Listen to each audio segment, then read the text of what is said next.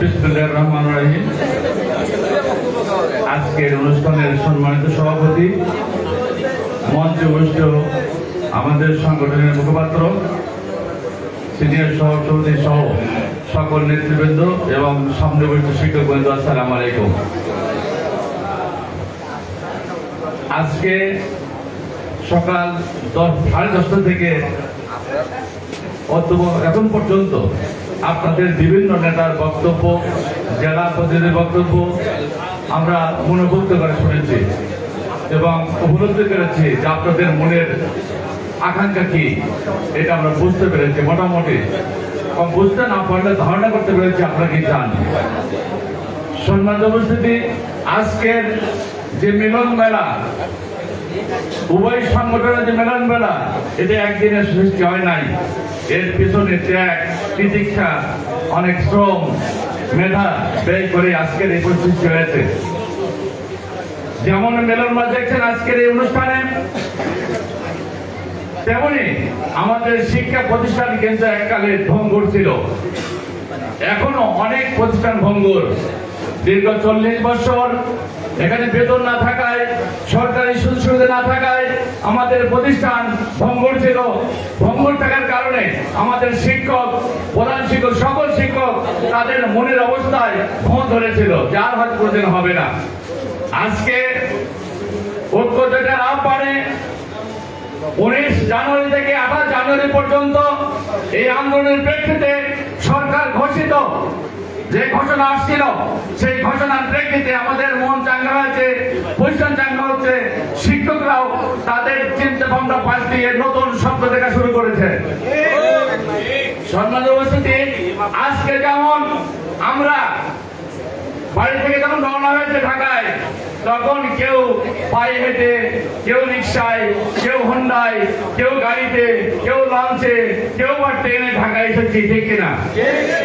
তেমনি আমরা যারা সংগঠনে আছি, বিভিন্ন সংগঠনের বিভক্ত হয়েছিল, আমাদের মত এবং পথ একটাই ছিল, শুধু যানবাহন ছিল আলাদা, আমাদের চলার গতি ছিল আলাদা।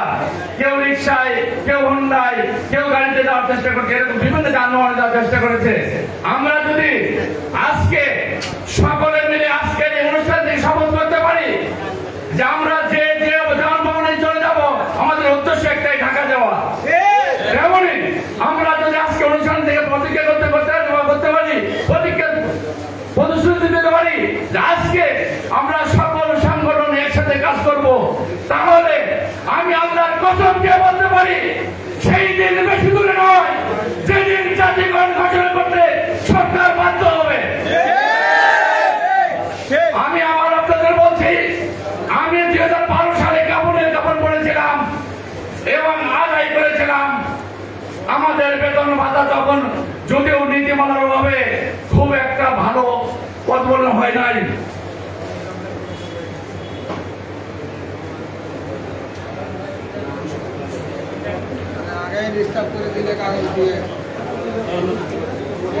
সম্মানিত উপস্থিতি, আমি আপনাদের বলতে চাই, আমাদের ঐক্যবদ্ধ যে আন্দোলন হয়, আপনারা জানেন যে আমাদের মধ্যে বিবাদের কারণ কে ছিল, আমি বলতে যাবো না। আমি অনুরোধ করবো আজকে এই মঞ্চে আমাদের সভাপতি মহোদয় যে ঘোষণা করবেন, সেই ঘোষণা যদি আপনারা পুরোপুরি একমত হন এবং বাস্তবায়নের পথে হাঁটেন।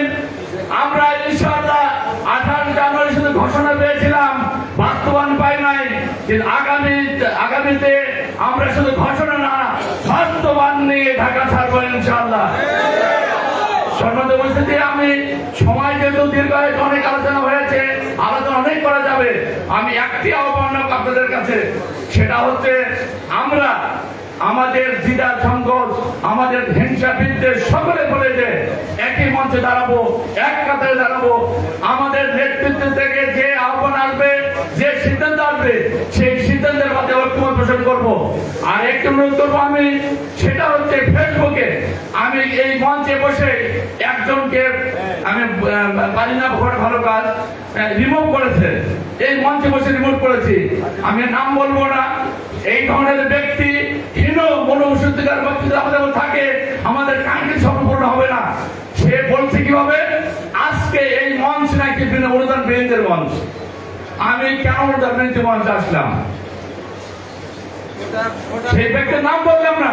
এই ধরনের হীন মনুষ্য থাকে আজকের অনুদান বিরোধীদের মঞ্চ না, এটা হচ্ছে মিলন করার মঞ্চ। আজকে আমরা অনুদান বিরোধীরা আমরা একটা শিক্ষক, একটা শিক্ষকের দাবি আদায়ের মঞ্চ। আমি অনুরোধ করবো এই ধরনের হীনমন্যতা যা থাকে পরিহার করুন, দলে ফিরে আসুন, আপনার জয় নিশ্চিত হবেই হবে ইনশাআল্লাহ। সম্মানিত উপস্থিতি, আমি আপনাদের অনুরোধ করবো যে আগামীতে আমরা উপজেলা জেলা পর্যায়ের যার যে সংগঠনের যে অবস্থায় আছি সেটাকে পুনর্গঠন করে আমরা যেন ভালোভাবে কাজ করতে পারি, উভয়ের মতামত একেবারে বসতে পারি, সেই কাজ করে তৎপর রাখবেন, রেখে আমাদের সংগঠন মজবুত করবেন এবং আমাদের যারা প্রয়াত বলে গেছেন নেতা প্রয়াত তাদের দোয়া করবেন এবং আমাদের সম্মানিত সভাপতি মহোদয় যে ঘোষণা করবেন সেই ঘোষণার সাথে আপনাদের ঐক্যমত কামনা করে আমার বক্তব্য শেষ করলাম। আসসালামু আলাইকুম ওয়া রাহমাতুল্লাহি ওয়া বারাকাতুহু।